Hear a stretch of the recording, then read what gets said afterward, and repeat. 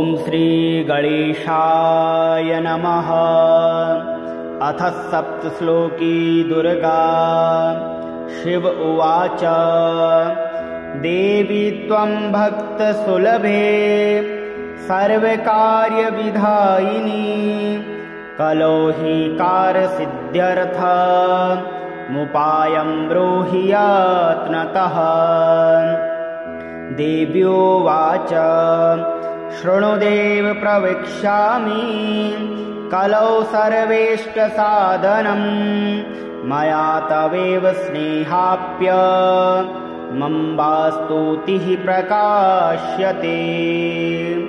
ॐ अस्य श्रीदुर्गा सप्तश्लोकी स्तोत्रमन्त्रस्य नारायण ऋषिः अनुष्टुप् छन्दः श्रीमहाकाली महालक्ष्मी महासरस्वत्यो देवताः श्रीदुर्गा प्रीत्यर्थं सप्तश्लोकी दुर्गापाठे विनियोगः। ॐ ज्ञानिनामपि चेतांसि देवी भगवती हि सा बलादाकृष्य मोहाय महामाया प्रयच्छति। दुर्गे स्मृता हर्षि भीतिमशेषजन्तुः स्वस्तिः स्मृता मतीव शुभां ददासि। दारिद्र्य दुःखभय हारिणीका त्वदन्या सर्वोपकारकरणाय सदा दृचित्ता। सर्वमङ्गलमाङ्गल्ये शिवे सर्वार्थसाधिके शरण्ये त्र्यम्बके गौरी नारायणी नमोऽस्तुते। शरणागत दीनार्त परित्राणपरायणे सर्वस्यार्तिहरे देवी नारायणी नमोऽस्तुते। सर्वस्वरूपे सर्वेशे सर्वशक्तिसमन्विते भयेभ्यस्त्राहि नो देवी दुर्गे देवी नमोऽस्तुते। रोगान् शेषान् पहंसि तुष्टा रुष्टा तु कामान् सकलान् भीष्टान् त्वामाश्रितानां न विपन्नराणां त्वामाश्रिताः श्रयतां प्रयान्ति। सर्वबाधा प्रशमनं त्रैलोक्यखिलेश्वरी एवमेव त्वया कार्यमस्मद्वैरिविनाशनम्। देवी त्वं भक्तसुलभे सर्वकार्यविधायिनी कलो हि कार्यसिद्ध्यर्थमुपायं ब्रूहि यत्नतः। देव्योवाच शृणुदेव प्रवक्ष्यामि कलौ सर्वेष्टसाधनं मया तवेव स्नेहाप्यमम्बास्तुतिः प्रकाश्यते। ॐ अस्य श्रीदुर्गा सप्तश्लोकी स्तोत्रमन्त्रस्य नारायण ऋषिः अनुष्टुप् छन्दः श्रीमहाकाली महालक्ष्मी महासरस्वत्यो देवताः श्रीदुर्गा प्रीत्यर्थं सप्तश्लोकी दुर्गापाठे विनियोगः। ॐ ज्ञानिनामपि चेतांसि देवी भगवती हि सा बलादाकृष्य मोहाय महामाया प्रयच्छति।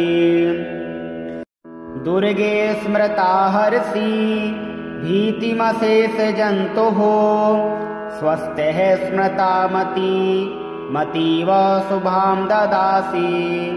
दारिद्र्य दुःखभय हारिणीका त्वदन्या सर्वोपकारकरणाय सदा दृचित्ता।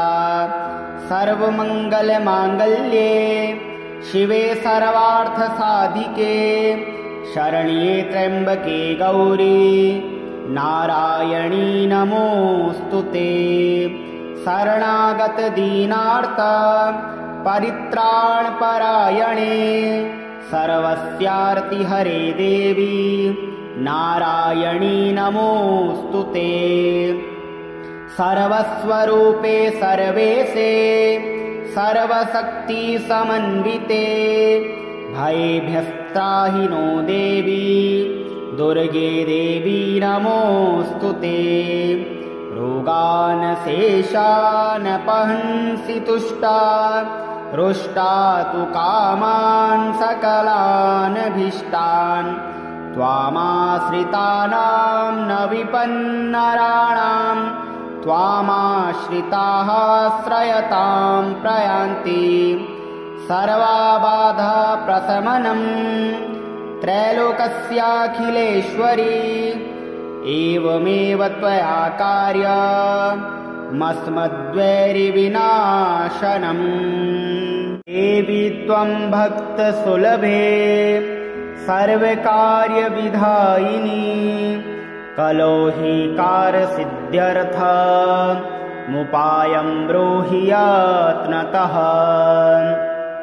देव्योवाच शृणुदेव प्रवक्ष्यामि कलौ सर्वेष्टसाधनं मया तवेव स्नेहाप्यमम्बास्तुतिः प्रकाश्यते।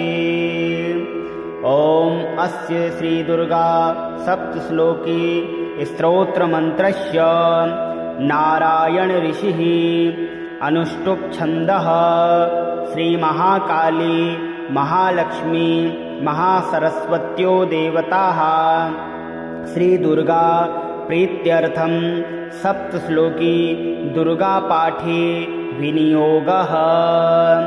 ॐ ज्ञानिनामपि चेतांसि देवी भगवती हि सा बलादाकृष्य मोहाय महामाया प्रयच्छति। दुर्गे स्मृता हर्षि भीतिमशेषजन्तुः स्वस्तिः स्मृता मतीव शुभां ददासि। दारिद्र्य दुख भय हारिणी का त्वदन्या सर्वोपकार करणाय सदा दृचित्ता। सर्वमंगल मांगल्ये शिवे सर्वार्थ साधिके शरण्ये त्र्यंबके गौरी नारायणी नमोऽस्तुते। शरणागत दीनार्त परित्राणपरायणे सर्वस्यार्ति हरे देवी नारायणी नमोऽस्तुते। सर्वस्वरूपे सर्वेशे सर्वशक्ति समन्विते भयेभ्यस्त्राहि नो देवी दुर्गे देवी नमोऽस्तुते। रोगान् शेषान् पहंसि तुष्टा रुष्टा तु कामान् सकलान् भीष्टान् त्वामाश्रितानां न विपन्नराणां त्वामाश्रिताः श्रयतां प्रयान्ति। सर्वबाधा प्रशमनं त्रैलोक्यखिलेश्वरी एवमेव त्वया कार्यमस्मद्वैरिविनाशनम्।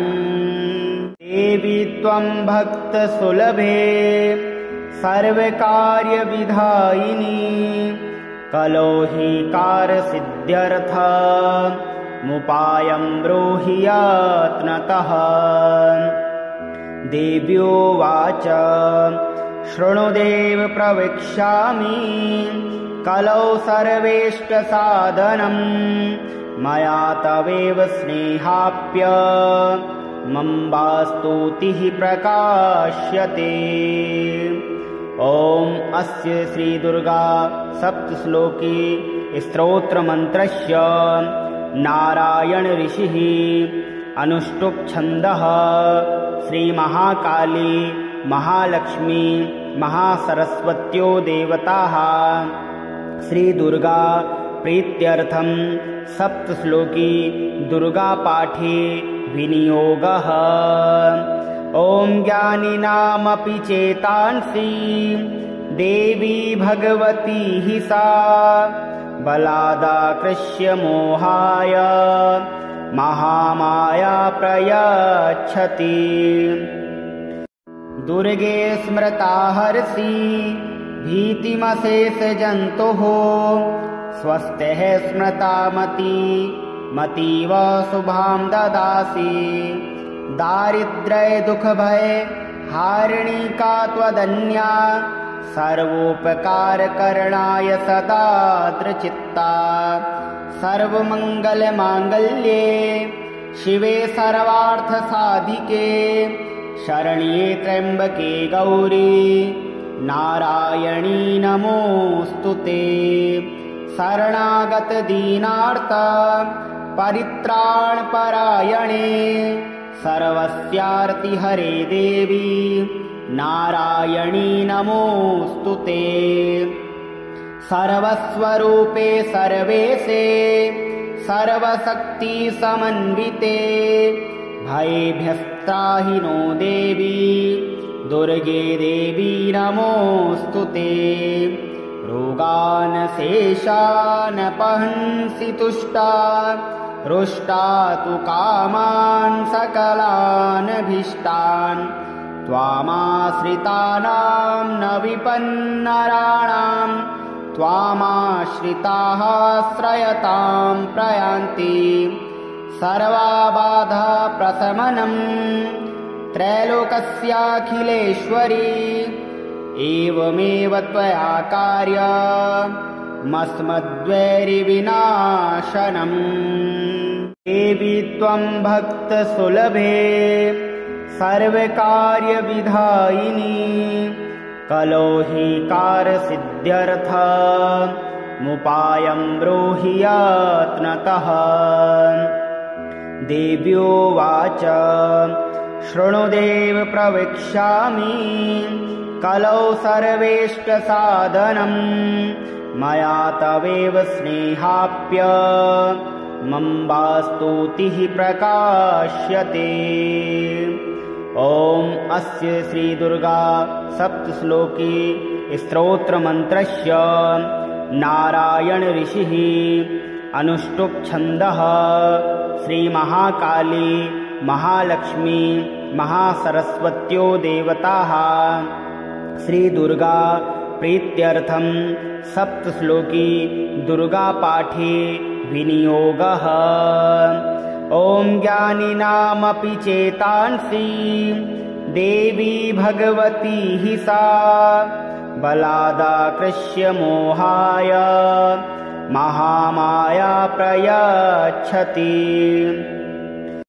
दुर्गे स्मृता हर्षि भीतिमशेषजन्तुः स्वस्तिः स्मृता मतीव शुभां ददासि।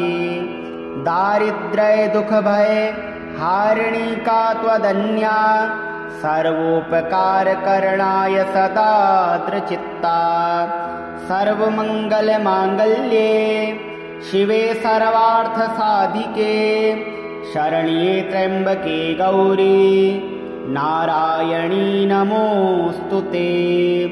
शरणागत दीनार्थ परित्राण परायणे सर्वस्यार्ति हरे देवी नारायणी नमोस्तुते।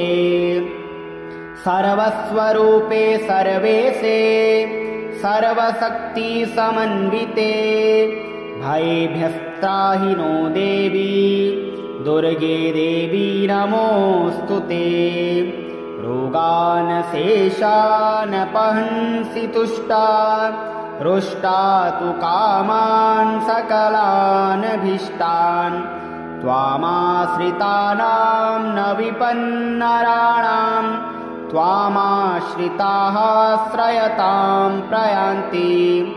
सर्वबाधा प्रशमनं त्रैलोक्यखिलेश्वरी एवमेव त्वया कार्यमस्मद्वैरिविनाशनम्।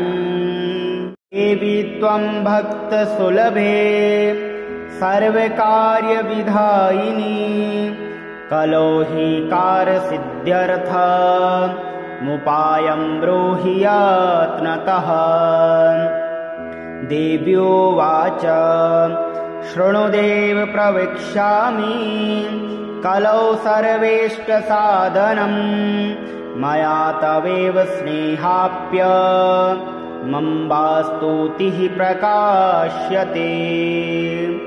ॐ अस्य श्रीदुर्गा सप्तश्लोकी स्तोत्रमन्त्रस्य नारायण ऋषिः अनुष्टुप् छन्दः श्रीमहाकाली महालक्ष्मी महासरस्वत्यो देवताः श्रीदुर्गा प्रीत्यर्थं सप्तश्लोकी दुर्गापाठे विनियोगः।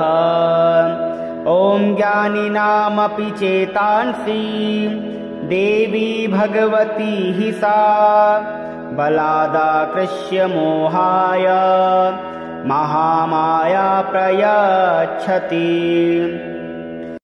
दुर्गे स्मृता हर्षि भीतिमशेषजन्तुः स्वस्तिः स्मृता मतीव शुभां ददासि।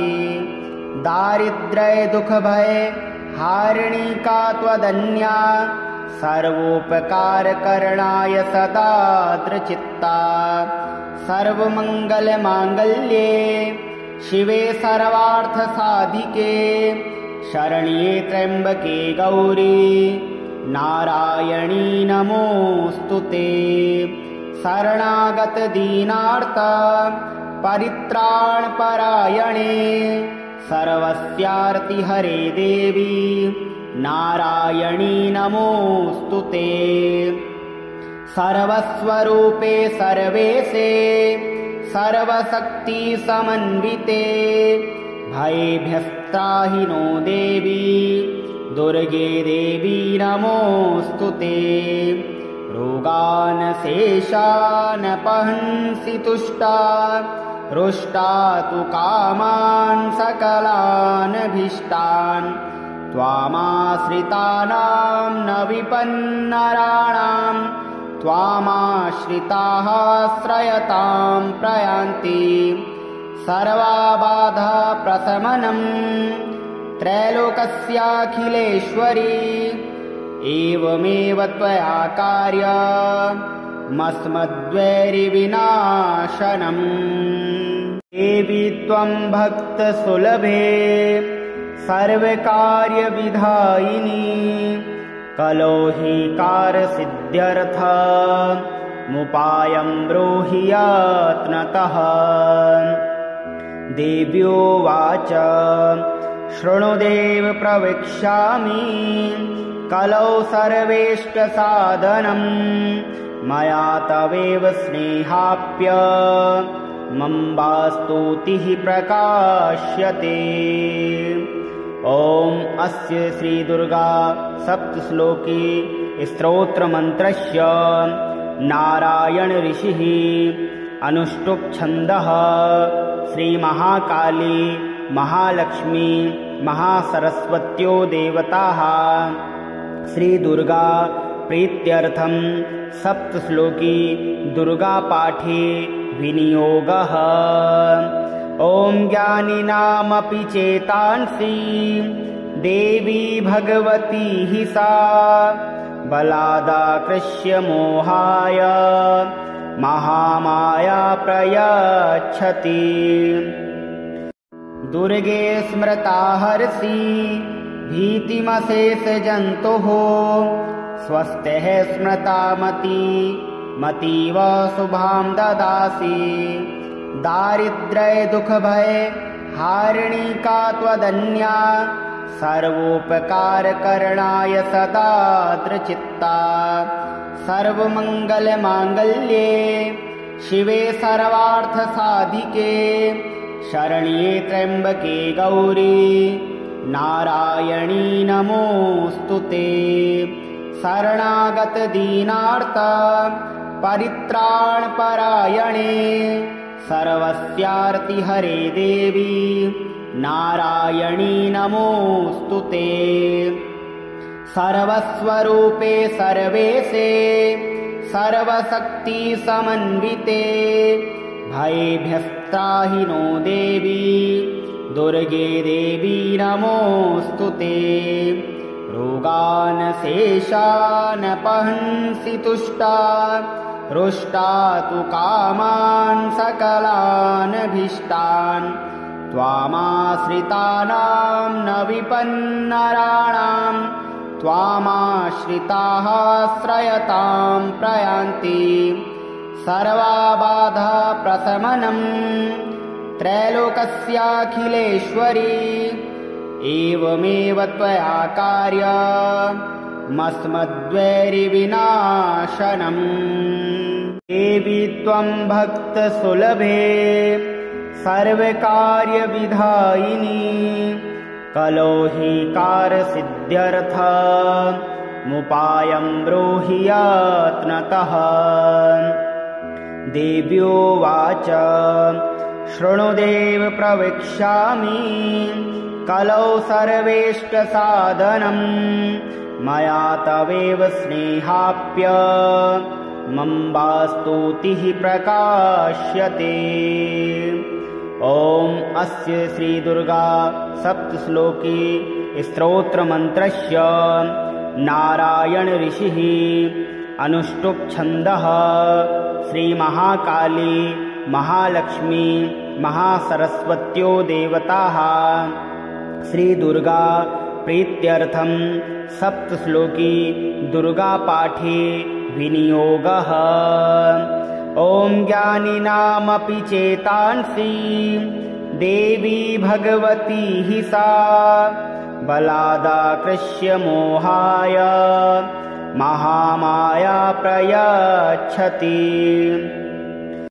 दुर्गे स्मृता हर्षि भीतिमशेषजन्तुः स्वस्तिः स्मृता मतीव शुभां ददासि दारिद्र्य दुःखभय हारिणी का त्वदन्या सर्वोपकारकरणाय सदा दृचित्ता सर्वमङ्गलमाङ्गल्ये शिवे सर्वार्थसाधिके शरण्ये त्र्यम्बके गौरी नारायणी नमोऽस्तु ते शरणागत दीनार्थ परित्राणपरायणे सर्वस्यार्ति हरे देवी नारायणी नमोऽस्तु ते सर्वस्वरूपे सर्वेशे सर्वशक्तिसमन्विते भयेभ्यस्त्राहि नो देवी दुर्गे देवी नमोऽस्तु ते रोगान् शेषान् पहंसि तुष्टा रुष्टा तु कामान् सकलान् भीष्टान् त्वामाश्रितानां न विपन्नराणां त्वामाश्रिताः श्रयतां प्रयान्ति सर्वाबाधा प्रशमनम् त्रैलोकस्याखिलेश्वरी एवमेव त्वया कार्यमस्मद्वैरिविनाशनम् देवी त्वं भक्तसुलभे सर्वकार्यविधायिनी कलो हि कार्यसिद्ध्यर्थमुपायं ब्रूहि यत्नतः देव्योवाच शृणुदेव प्रवक्ष्यामि कलौ सर्वेष्टसाधनं मया तवेव स्नेहाप्यमम्बास्तुतिः प्रकाश्यते ॐ अस्य श्रीदुर्गा सप्तश्लोकी स्तोत्रमन्त्रस्य नारायण ऋषिः अनुष्टुप् छन्दः श्रीमहाकाली महालक्ष्मी महासरस्वत्यो देवताः श्रीदुर्गा प्रीत्यर्थं सप्तश्लोकी दुर्गापाठे विनियोगः ॐ ज्ञानिनामपि चेतांसि देवी भगवती हि सा बलादाकृष्य मोहाय महामाया प्रयच्छति दुर्गे स्मृता हर्षि भीतिमशेषजन्तुः स्वस्तिः स्मृता मतीव शुभां ददासि दारिद्र्य दुःखभय हारिणी का त्वदन्या सर्वोपकारकरणाय सदा दृचित्ता सर्वमङ्गलमाङ्गल्ये शिवे सर्वार्थसाधिके शरण्ये त्र्यम्बके गौरी नारायणी नमोऽस्तु ते शरणागत दीनार्त परित्राणपरायणे सर्वस्यार्तिहरे देवी नारायणी नमोऽस्तु ते सर्वस्वरूपे सर्वेशे सर्वशक्तिसमन्विते भयेभ्यस्त्राहि नो देवी दुर्गे देवी नमोऽस्तु ते रोगान् शेषान् पहंसि तुष्टा रुष्टा तु कामान् सकलान् भीष्टान् त्वामाश्रितानां न विपन्नराणां त्वामाश्रिताः श्रयतां प्रयान्ति सर्वबाधा प्रशमनं त्रैलोक्यखिलेश्वरी एवमेव त्वया कार्यमस्मद्वैरिविनाशनम् देवी त्वं भक्तसुलभे सर्वकार्यविधायिनी कलो हि कार्यसिद्ध्यर्थमुपायं ब्रूहि यत्नतः देव्योवाच शृणुदेव प्रवक्ष्यामि कलौ सर्वेष्टसाधनं मया तवेव स्नेहाप्यमम्बास्तुतिः प्रकाश्यते।